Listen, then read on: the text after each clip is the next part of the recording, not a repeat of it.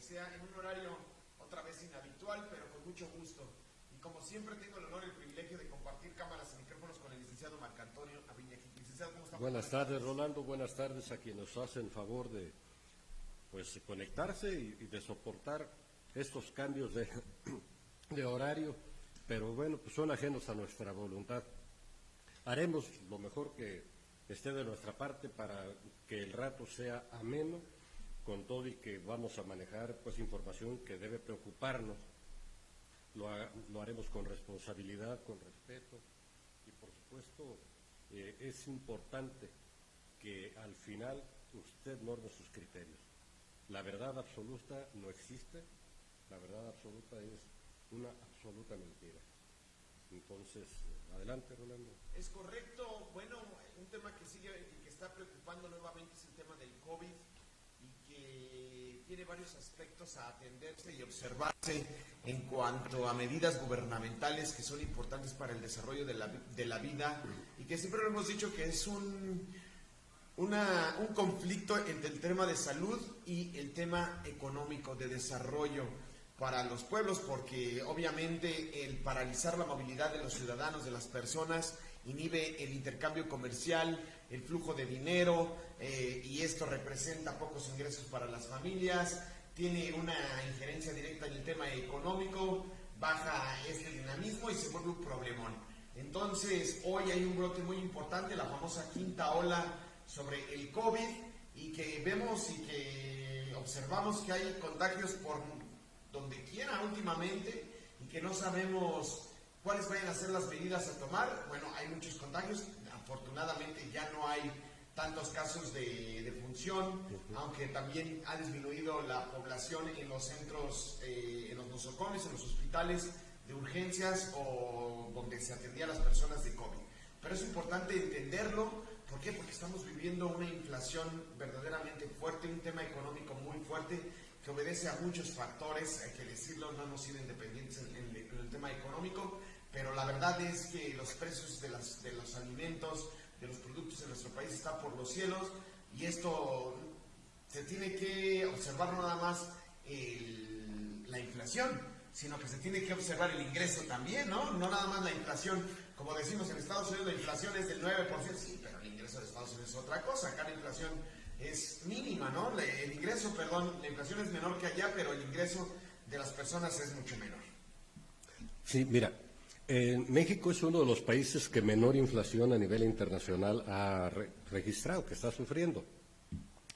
Y el colchón salarial, que es sobre el que soporta todos estos vaivenes económicos, no es lo deseable, no es lo que está plasmado en la Constitución.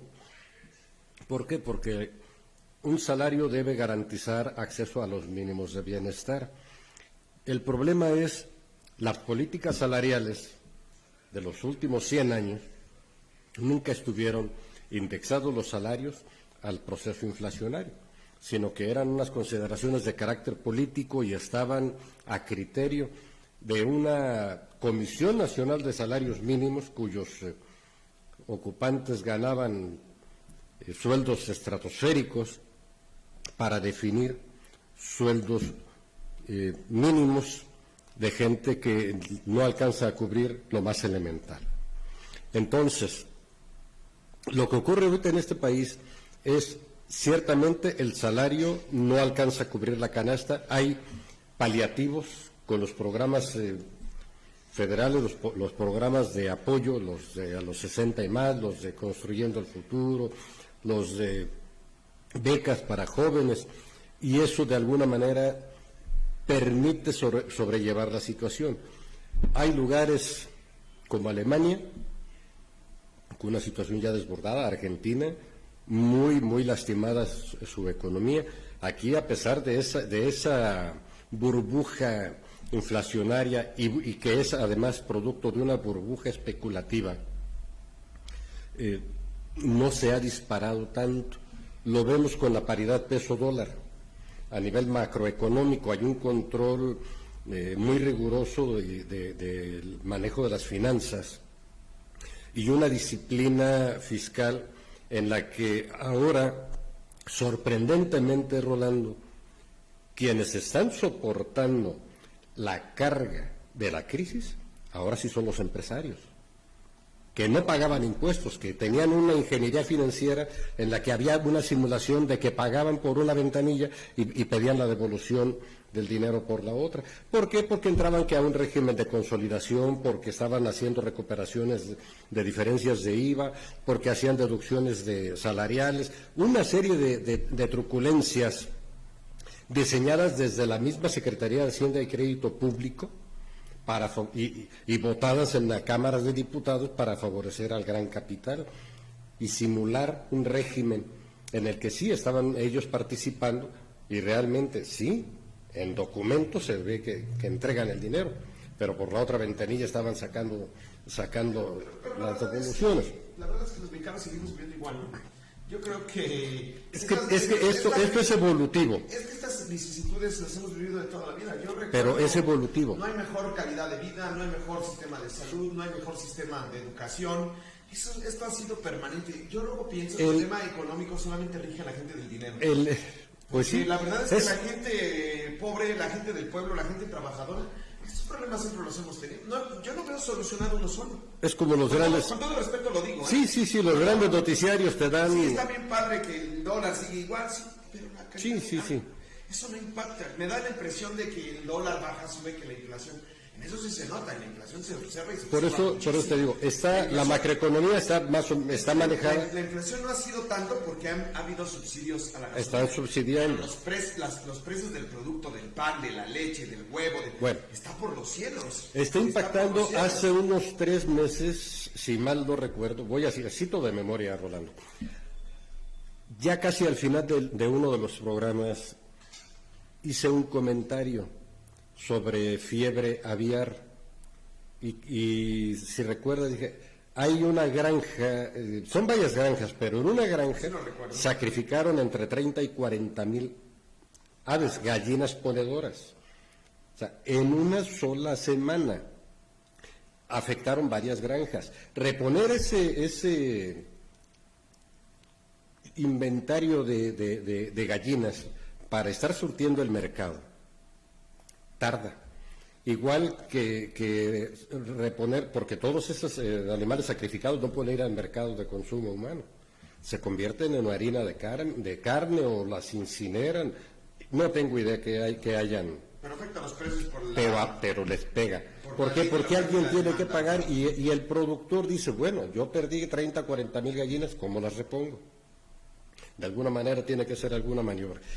Sin embargo, no ha habido carencia de productos, no ha habido la escasez. Sí han intentado por ahí esconder en algunos anaqueles, algunas tiendas, cadenas de supermercados, han intentado por ahí hacer un esbozo de Venezuela, de empezar a mostrar, incluso algunos medios han mostrado anaqueles vacíos, pero es falso.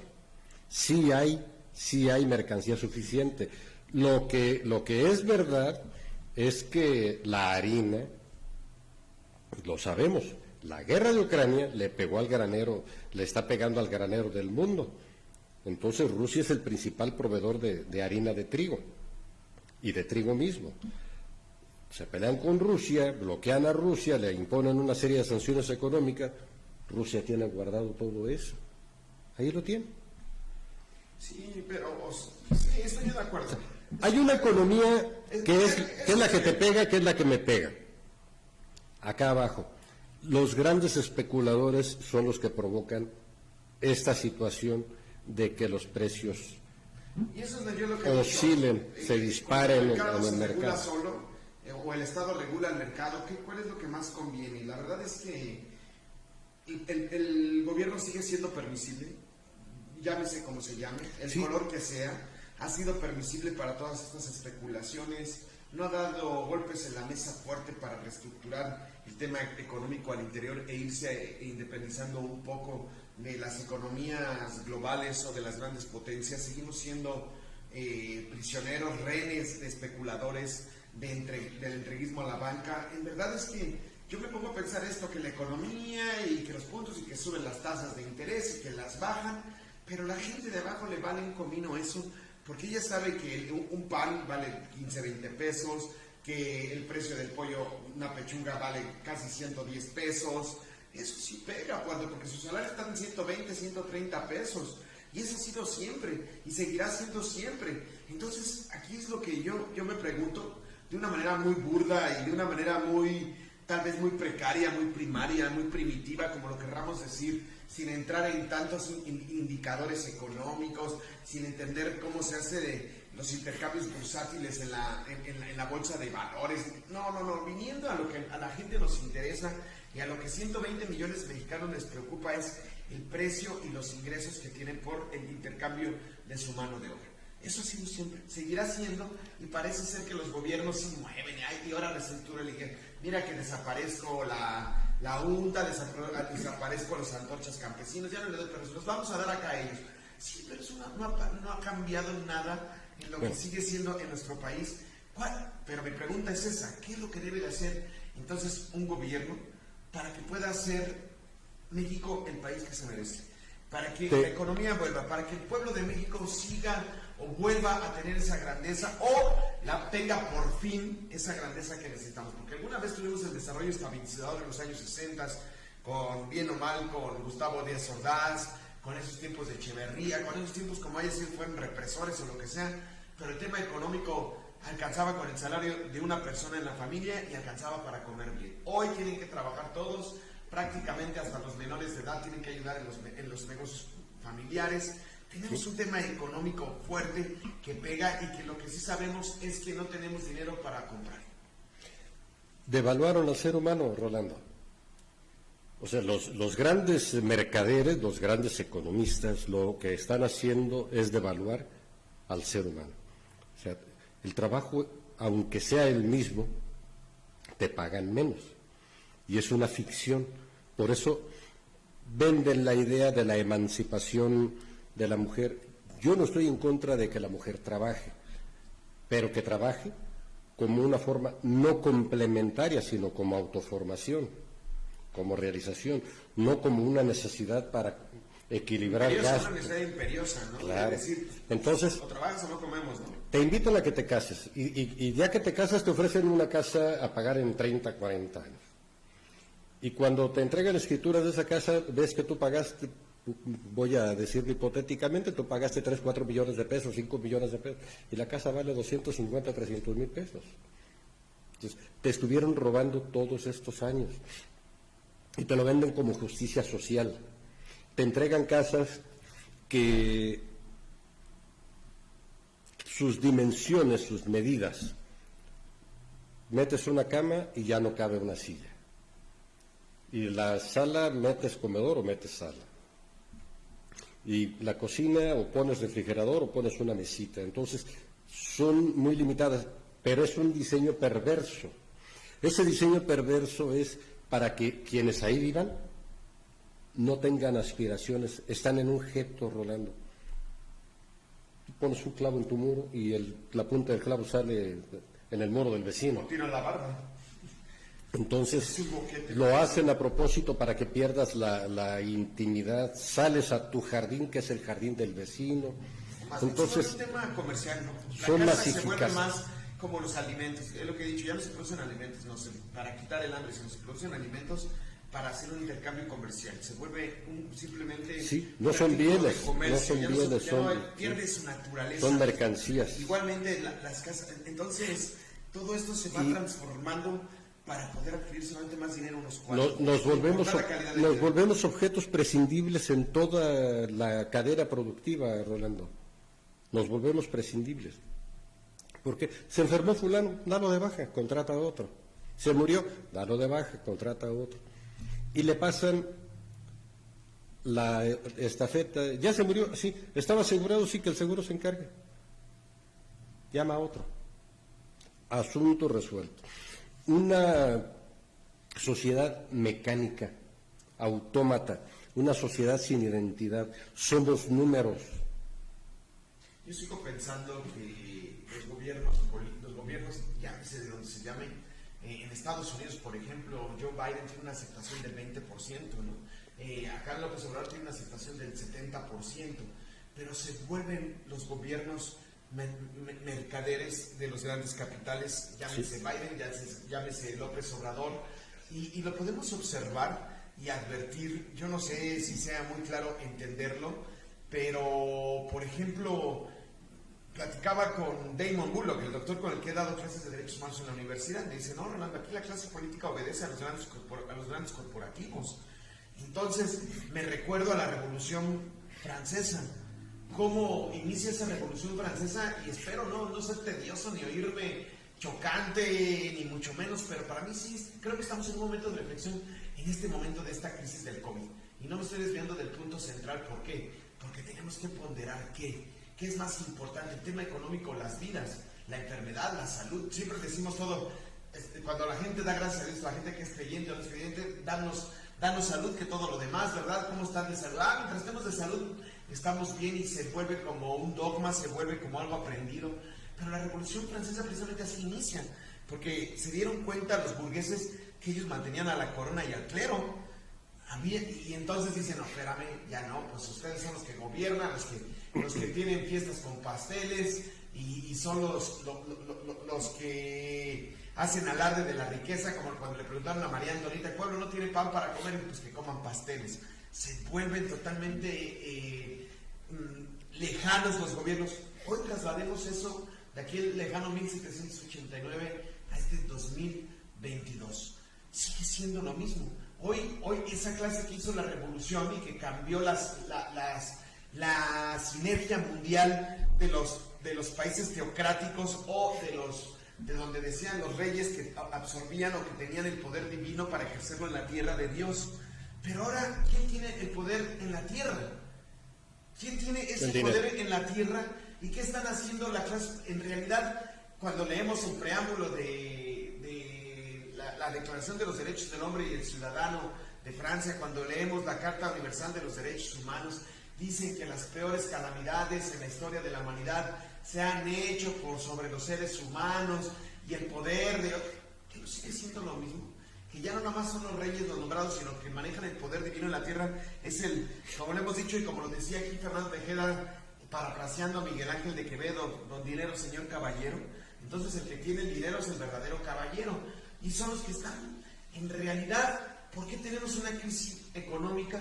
¿Por qué tenemos esta situación? ¿Y por qué los grandes capitales siguen teniendo dinero y más dinero y más dinero? Y sigue la concentración del dinero mundial en unos cuantos. Pero los gobiernos, lejos de preocuparse por las mayorías, por sus ciudadanos, no hacen absolutamente nada, y vemos esta precariedad de vida en muchos países, y México no es la excepción.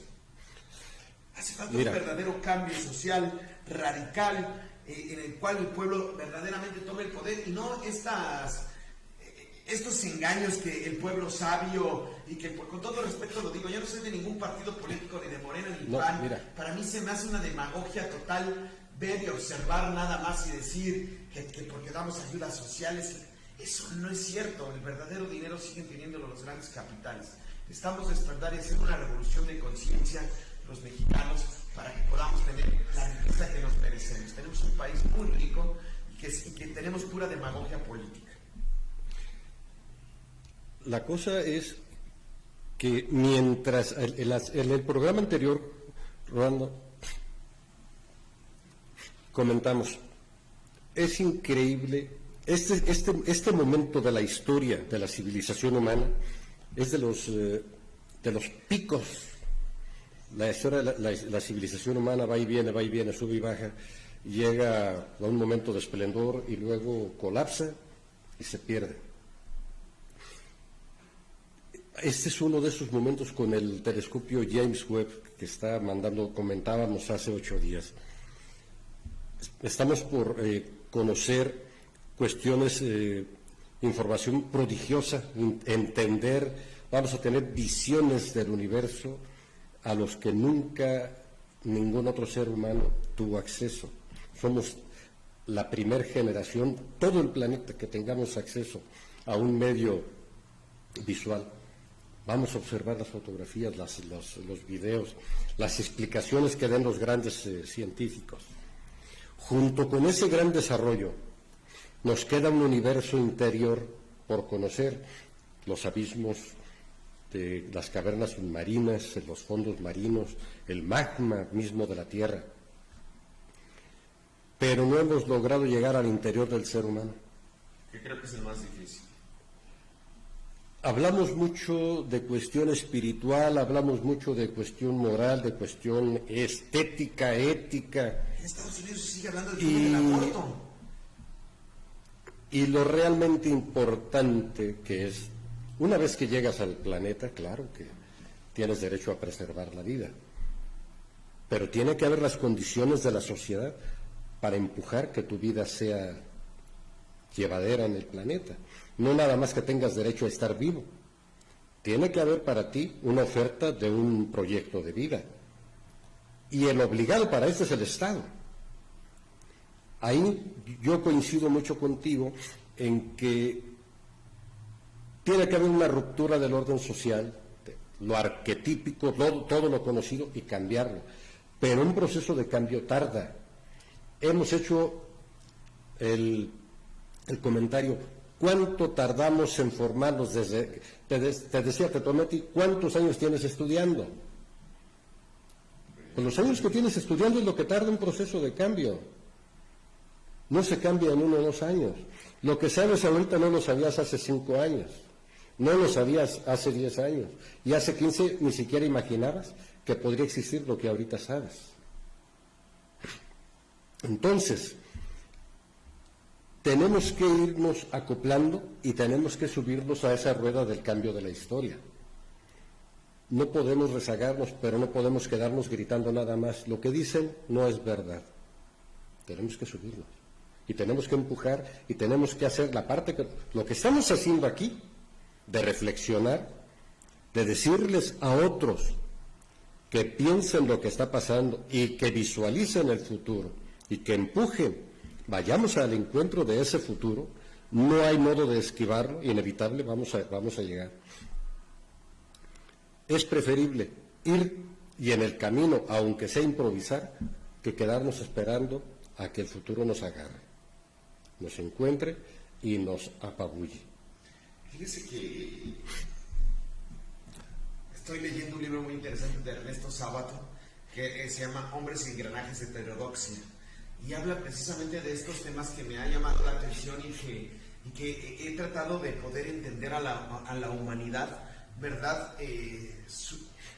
A la humanidad solamente como género, no como sentimiento, ¿no? Una cosa es ser humanidad y otra cosa es que seas humanista en el sentimiento, y él hablaba de su juventud, cómo estaban los movimientos socialistas para que fuesen los cambios sociales y cómo se deja atrás las ideas religiosas de gobierno para transitar a estos temas, y me llamaba la atención y yo lo traje porque tuve la oportunidad también en la UNIVA como profesor de intercambiar ideas con varios profesores latinoamericanos, y me tocó convivir con Álvaro, un maestro boliviano, que yo le decía que me ha gustado mucho seguir a Evo Morales.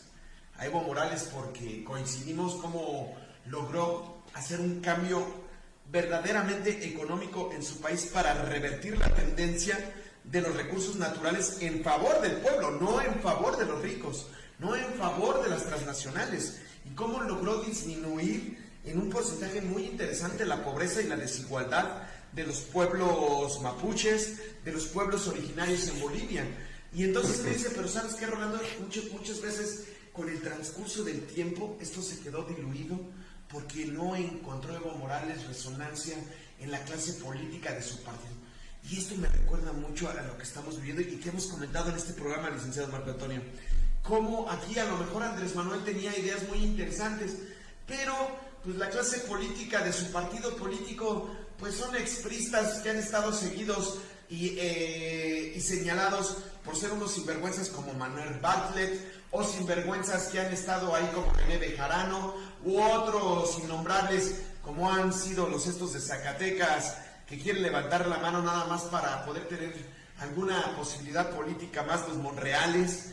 Entonces vemos estas circunstancias y decimos, ah caray, ¿cómo sí se puede cambiar un estado, un país en beneficio porque esa es la democracia. La demos Kratos, el poder del pueblo, para ejercer el poder a favor del pueblo. Y tenemos que entender y poder entender la historia.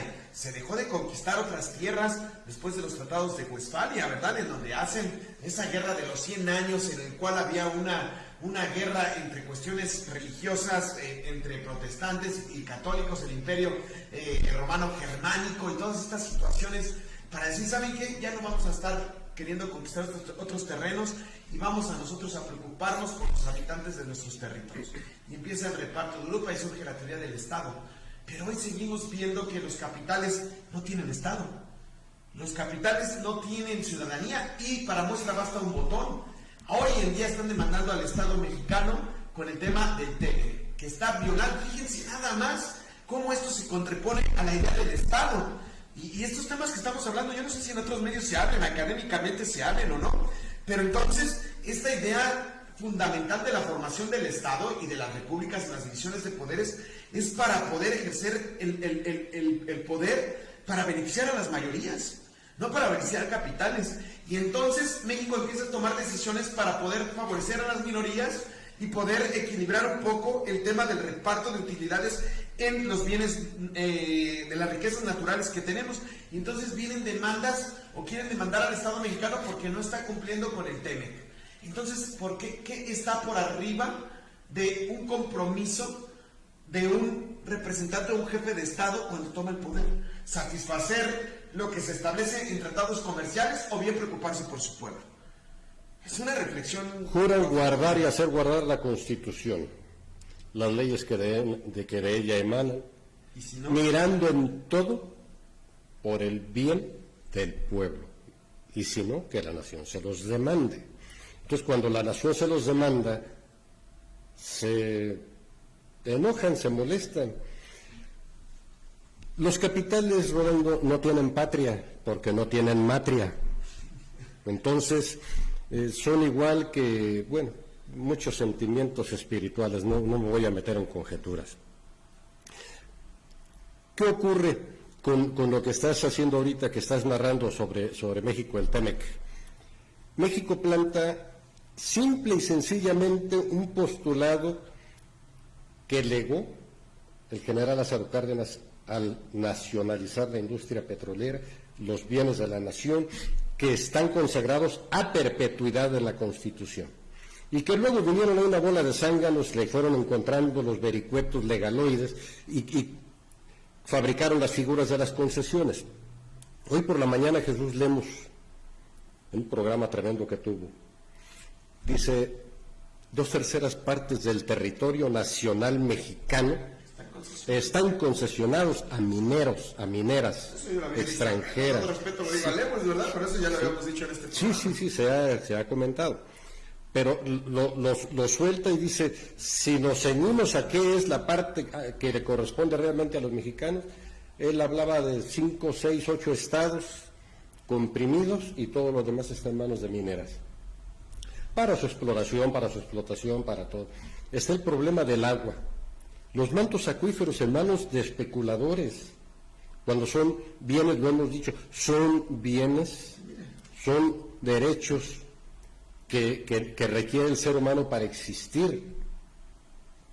Entonces, cuando Andrés Manuel López Obrador, en cuanto jefe de Estado mexicano y sensible a esta situación, de que están despojando de todo, y lo que le dio viabilidad de Estado a México, lo que permitió el desarrollo estabilizador, fue Pemex y sus derivaciones en todo. Fue la creación del Instituto Politécnico Nacional para de ahí alimentar con mano profesional a Pemex. Y toda la industria que se derivó de ahí, de la siderurgia, la petroquímica, todo lo que tiene que ver. Lo fueron socavando, lo fueron acabando, lo fueron hundiendo, hasta que casi lo desintegraron, lo desaparecieron. Andrés Manuel retoma y dice, no, entra otra vez el Estado como rector.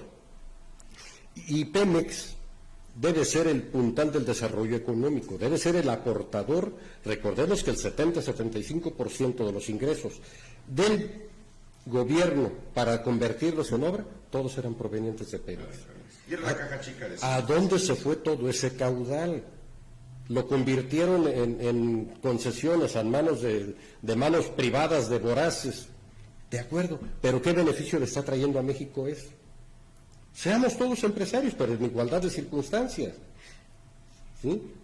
Hoy, por primera vez desde que le entregaron Teléfonos de México y lo convirtieron en el hombre más rico del mundo, tiene una huelga Teléfonos de México.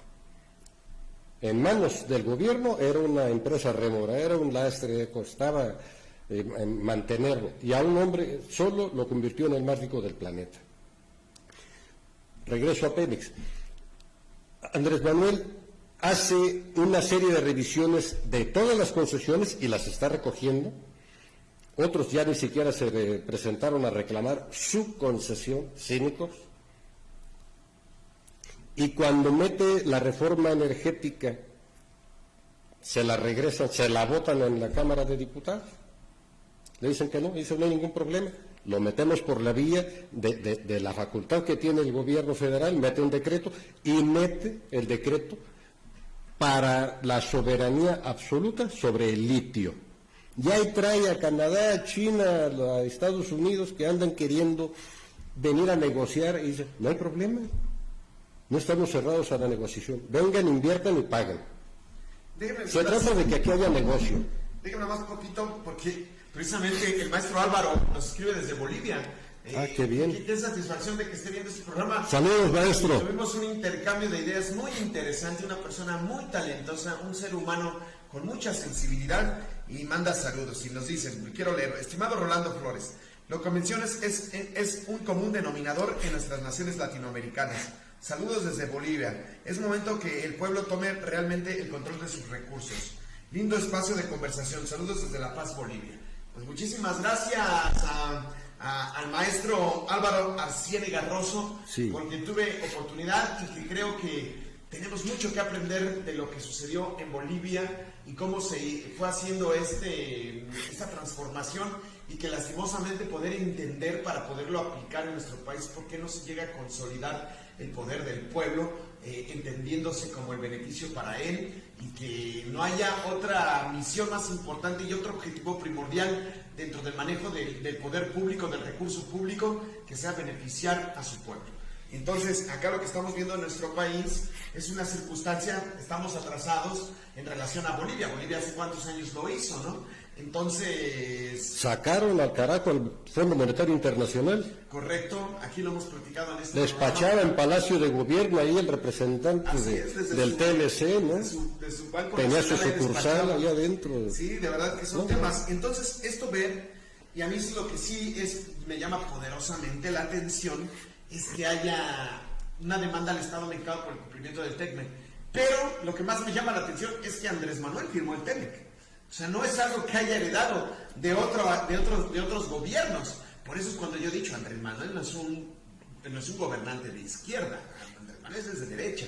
Sin embargo, ahora está tomando, yo no sé si por cuestiones políticas, porque le interesa mucho el tema de seguir gobernando su partido político, pero la verdad es que su discurso es uno, pero lo que hace muchas veces son otras cosas. Y lo podemos, mira, es el TEMEC. México no tiene más que dos caminos en el terreno de la política económica. O se vuelve un país soberano o se vuelve una estrella más de las barras y las estrellas de los Estados Unidos. Una colonia, no, una colonia como Puerto Rico. Una cosa es que esté indexada la economía, pero la idiosincrasia no está indexada. No, por cuestiones históricas, ¿no? Entonces, y tampoco la idiosincrasia del puertorriqueño está indexada. Entonces, aquí tiene que haber un parteaguas en el que se convengan las partes en un respeto a las soberanías. Y, por ejemplo, yo visualizaría el mapa de los Estados Unidos, ya que son tan honestos, todos ellos presumen de honradez en todos sus actos, sobre todo desde el gobierno y sus representantes republicanos y demócratas, muy llenos de moral, que le devuelvan a México todo lo que le han robado. para que den una muestra de su honorabilidad. ¿Sí? Que le reintegren a México todo el saqueo, todo lo que se han ido quedando. Tú vas ahí a esas partes de los Estados Unidos y te tratan como extranjero. Pues, oye, pues esto originalmente es territorio nuestro. No lo conquistaste, te lo robaste. Pero fíjese, yo como pienso que estamos ya indexados a Estados Unidos. Antes, yo lo decía, antes era diferente conquistar territorios para pagar el famoso tributo. Sí, ¿verdad? el tributo de guerra, los sí. aztecas lo hacían. Hoy ya no, hoy es el tema económico. Hoy lo que mueve al mundo es la economía. Las guerras se hacen por cuestiones económicas. Y si no me creen, hay que ver cómo está el tema ahorita en Ucrania y Rusia. El tema central es un tema Están económico. con un problema, ¿no? En realidad es el tema económico. Pues nosotros aquí estamos invadidos, yo creo, de todos los productos que tenemos en nuestro país. El 80% que consumimos viene de Estados Unidos. Aunque lo hagan aquí a unos 3-4 kilómetros, pero lo etiquetan como si viniera de Estados Unidos. Pero viene de allá y como sea. A final de cuentas, aunque lo hagan aquí, pero viene marabetado en inglés y ya hay que masticarlo en inglés, claro. Y si no me creen, tan solo volteé a ver ahora el tema del tequila. Ya todas las empresas están en manos de grandes consorcios licoreros del mundo. Ni Cuervo, ni Herradura, ni ninguno ni Cazadores, ni nada. Eso ya están en manos de extranjeros. Ni la tradición. Entonces, que verdad, implicaba la producción y todo. Estamos indexados a Estados Unidos y no nos hemos podido quitar, y nos lo vamos a quitar pronto, menos con estas decisiones de poder ser un país totalmente independiente. Ya no estamos hablando de autonomías y soberanías. Pero se trata, en el tema más importante que se trata que vengan y hagan aquí negocios y dejen hacer negocios. No nada más que vengan y se lleven como la conquista y el sometimiento espiritual español no nos dejó nada, se llevaron hasta... Bueno, pues, y se siguen llevando, nada más que no somos españoles, somos canadienses. Seguimos siendo tierra de conquista. Esa parte concesionado, pues está esa parte, por eso se tiene que rescatar en los programas de estudio la historia nuestra, para que los nuevos mexicanos crezcan valorando lo que es su patria, crezcan con identidad nacional. El problema ahorita en el que vivimos es que estamos tan dispersos en el planeta, Rolando, que nos perdemos. Y el sentido de pertenencia, el sentido de saber que te debes a una comunidad en la que naciste, en la que creciste, y en la cual obligadamente debes ser solidario, se te olvida. Te lo borran con informaciones dispersas. Generan tanta información y la distribuyen. Se está distrayendo en cosas banales, las cosas importantes el ser humano no está poniendo atención. Sí. Los jóvenes, hay que voltear tan solo en los años 70 y 80. La juventud estaba inmersa en los temas políticos. Por lo menos en donde yo me eduqué, estábamos inmersos en los temas políticos, en los temas sociales. Había marchas, había plantones, había paros en las escuelas exigiendo temas políticos, temas educativos. Hoy no veo a un joven, y lo veo como profesor, tan siquiera preocupado por los temas públicos de su comunidad, de su país. No saben absolutamente nada de temas que tienen injerencia directamente con su vida. Álvaro Arciniega Rosso nuevamente dice, nombraban el tema del litio. Bolivia tiene los recursos más grandes de litio, pero se repite la historia. Las empresas transnacionales ya se disputaron su manejo. Pues nos queda, allá en Santa Fe del Río, había una mujer que decía, pues bueno, pues nos vamos a quedar aquí como las madres de las cantadoras. ¿Qué es eso? Pues nomás nos quedamos a aplaudir. Ya. A ver y a quedar aplaudiendo. No, aunque sea, tenemos que reclamar, Los zapatistas emplearon dos términos buenísimos. Ya basta y el no es justo. Cuando algo no es justo, hay que buscar la manera de derribarlo, de acabar, de cambiarlo. Y si algo es totalmente injusto, hay que pararlo. Basta. Estamos hablando a nivel, si se quiere ahorita, global. Ya fuimos al espacio, ya al espacio exterior, al espacio interior, al espacio del ser humano. hay vacunas y alimento suficiente para mantener a la humanidad, pero los grandes acaparadores de todo eso no les interesa. Incluso explotan la hambruna, la provocan, claro, para ellos obtener mayores utilidades. Eso lo aprendieron desde la Revolución Industrial. Entonces, se tiene que llegar a educar también a esas personas para que cambien sus paradigmas. Finalmente, probado está, desde el primer homínido que dejó testimonios de su existencia, pudiera ser el que dejó unas manos plasmadas en una caverna, unas manos de tizne o de sangre. Nada se llevó en el momento de morir. Y los más grandes potentados y los más poderosos del planeta, nada se llevan. Aunque los vistan con una parafernalia impresionante y los amortajen en monumentos prácticamente inaccesibles, no se lleva nada, dejan todo. Entonces, esa es la naturaleza y la verdadera esencia del ser humano. No nos llevamos nada, absolutamente nada. Eso es en lo grande. En lo pequeño, Rolando, nuestra comunidad ha sufrido grandes despojos, La Piedad. Yo tengo algo que nos causa risa, pero en realidad debiera darnos coraje. No se roban al Señor de La Piedad porque está clavado. Infometrópoli está publicando en estos días un extracto de algo que hicimos aquí y con algunos complementos sobre el Parque Lázaro Cárdenas, cómo ya le salieron dueños, igual que le salió dueño al frente de la unidad deportiva municipal, se lo robaron todo eso. Aquí en esta área de Mariano Jiménez hay tramos entre Mariano Jiménez y Francisco Zarco, entre Francisco Zarco y Negromante, hay 3 tramos de calle que fueron cerrados a circulación, que se vendieron a particulares, que se convirtieron en terrenos y albergan sobre 6 casas.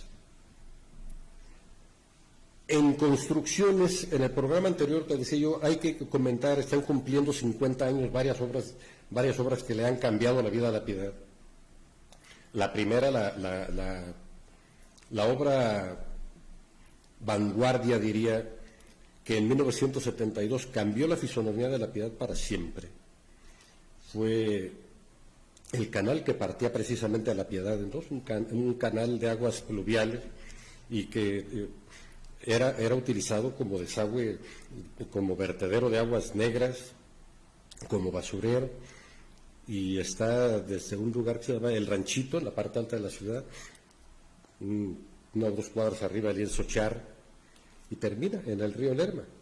Se convierte, pasa por varias calles, pero se acaba convertido en la calle General Heriberto Jar. Tiene partes en las que es muy poca la profundidad, pero tiene otras en las que es bastante amplio. Esa obra, hecha con recursos propios, de una manera incipiente, está lleno de anécdotas. Entró en un concurso sin inscribirse, el gobierno del Estado había convocado a todos los 112 municipios, en ese tiempo eran 112, a que el municipio que hiciera la obra más impactante, más importante para la población, recibiría $1 millón para seguir trabajando, convertirlo en obras, en infraestructura. Lo ganó La Piedad. Esa obra ganó el $1 millón, pero nunca se lo pagó el gobierno del Estado, porque había consideraciones de carácter político, eran de grupos antagónicos, el gobernador y el presidente de La Piedad. Entonces, no había química entre ellos y no hubo la oportunidad de que La Piedad entrara a ese dinero, lo recuperara para seguir haciendo obra. Entonces, la salida que tuvo el municipio fue empezar a cobrarle los impuestos a quienes nunca la había pagado.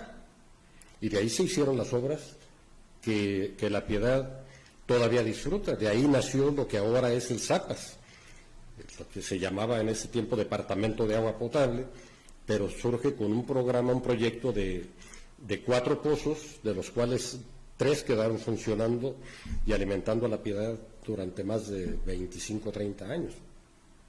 1972. En el 73 se echan a andar los pozos, queda ya en la red de distribución 10,000 tomas domiciliarias, costó 14 millones de pesos a pagar en 20 años. Ese sistema, todo el proyecto. La Piedad no tenía agua potable, se surtía principalmente de un pozo ahí por 20 de noviembre a 63 metros de profundidad. Un pozo artesiano, hecho a pico y pala. Yo llegué a bajar a ese pozo. Y constantemente, bueno, se asolvaba, entonces había que estar limpiando y bombeando agua para mandarla. Pero no llegaba más que a algunas, no a todas las casas, a algunas casas del centro de la ciudad.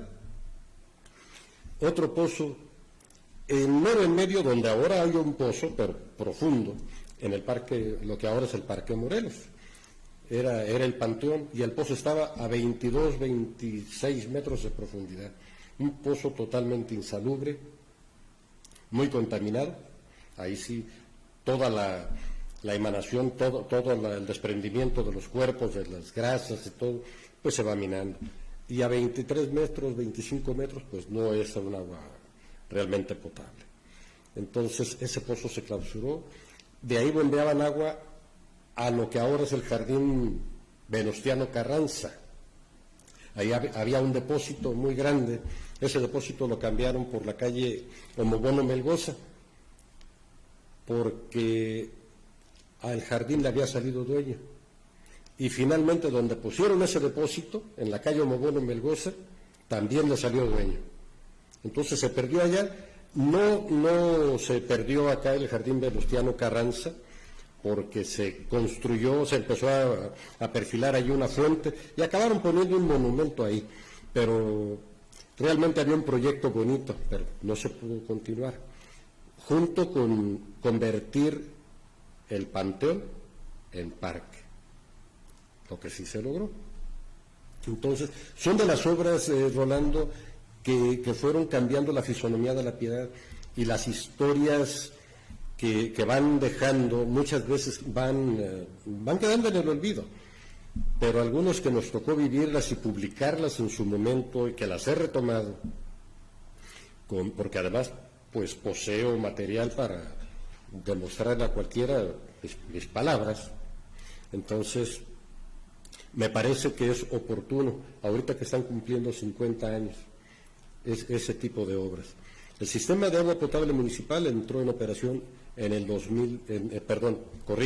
en 1973.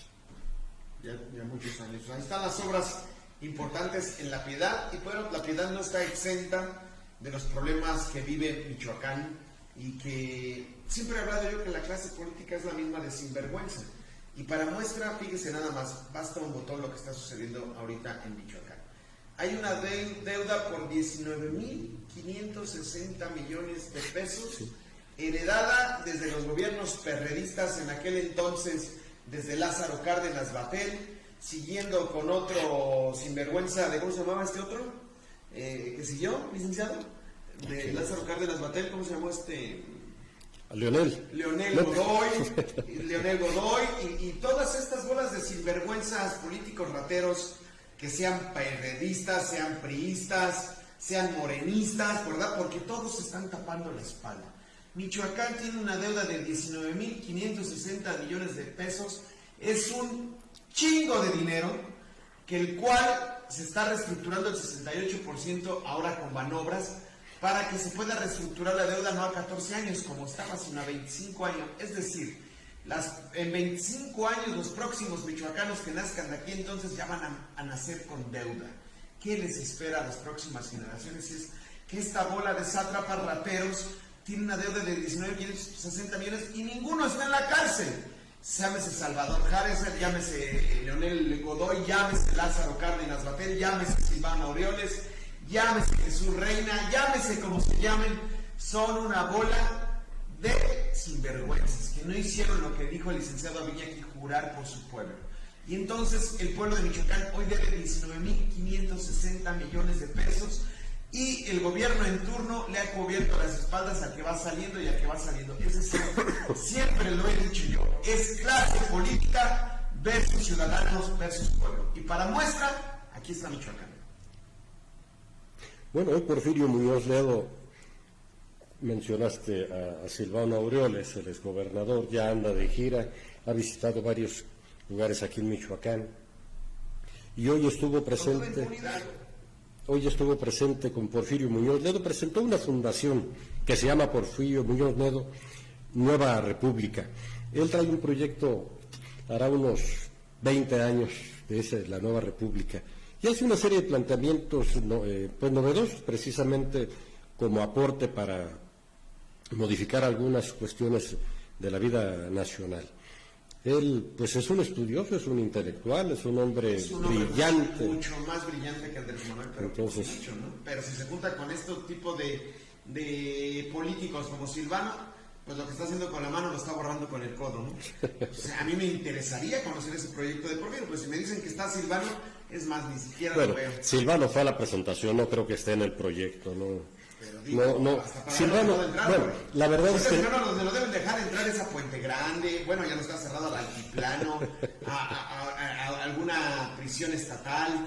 Silvano es donde debería de estar, junto con el de Godoy, junto con el mismísimo Lázaro Cárdenas Batel, junto con el mismísimo Salvador Jara, con todos estos deberían de estar, ellos deberían de estar entrando, pero allí, de ver 19.560 millones de pesos y ver la calidad en la que están las carreteras, los servicios públicos en Michoacán, a todas luces, como dijeron los zapatistas, eso no es justo, ya basta. Sí. Y que todavía estos gobiernos actuales, que morenistas, siguen tapándole la espalda a este tipo de individuos. Entonces, eso es impermisible, es inadmisible, es demandante, es que el pueblo abra los ojos. Sí, oye, Jesús, déjame leer también tú, Rolando, porque claro sí. Jesús Francisco Licea Cázares, Bianca Aviña, gracias, mucho gusto en saludarles. Iván Adviel Rizo, saludos, Iván. Gerardo Chaván, para familias acomodadas. Yo creo que es por las casas que decía que son de dimensiones reducidas, duermen en literas, dice. Hay muchas personas que viven por vivir, muchas oportunidades de conocer lo que la mayoría no cree. Nuestro cerebro es una copia exacta del universo, somos energía. María García Sánchez lo está viendo, saludos. María, sí, pues sí es nuestro universo es una copia, nuestro cerebro es una copia del universo. Claro que sí, tenemos. Pues ahí está, creo que hemos tenido temas muy interesantes en este programa y sobre todo, si le gusta, por ahí compartan, si cree que se merece alguna opinión, con todo respeto, claro, la leemos. Si este programa no tiene otros fines más que totalmente crear reflexión, que pensemos en nuestra realidad y podamos entender cómo vamos a estar bien en lo particular cuando estemos en lo público, en el tema que es importante y que muchos se pelean ese puesto con todo y que vemos que solamente está reservado para una clase, esa clase privilegiada, ¿verdad? Esa clase reinal, ahora se llama clase económica y política en este país. Se pelean no el cargo, se pelean ese sueldo. O las oportunidades que les da la sí, negocio. Las componendas que pueden surgir de ahí. Pues muchísimas gracias, licenciado. Pues si logramos provocar una reacción, la que sea, de la naturaleza que sea, en usted ese es el propósito. Que reaccione, que tome una postura respecto a lo que nos está sucediendo a todos y que en consecuencia pues comencemos todos a actuar. Muchísimas gracias. Esto fue Reflexionando con una taza de café, mezcal, vino o lo que sea con el licenciado Marco Antonio Aviña Kik y Rolando Flores Ayala. Buenas noches.